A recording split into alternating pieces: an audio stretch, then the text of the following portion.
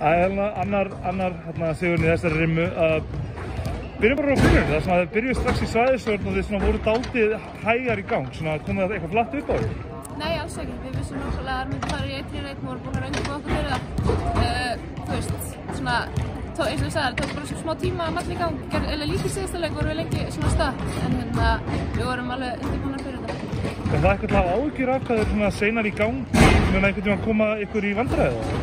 Nei, ég meina við lentum ekkert eitthvað mikið undir eða neitt svoleiðis, en auðvitað viljum við byrja sterkt og við vitum alveg að það er allir gunning for us, þannig að koma allir út náttúrulega ekstra peppaðir og við þurfum bara að passa ykkur að vera rétti líka. Herru, þessi... Sælar.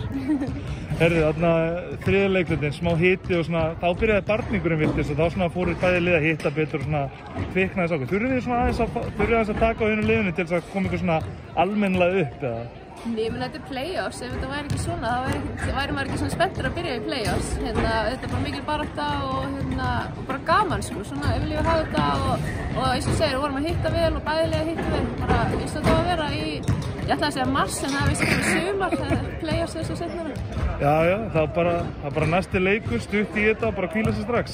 Já, við bara, erum á okkar schedule recovery á morgun og svo bara eigum við fara enga til þess að þingpústa þetta. Mér finnst við vera, að spila vel.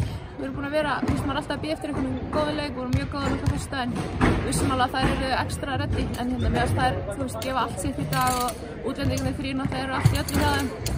Og þær voru að gera vel í dag, þannig að ég er bara mjög spennt að fá þær inn í Origo á föstudaginn. Sóparinn á lofti?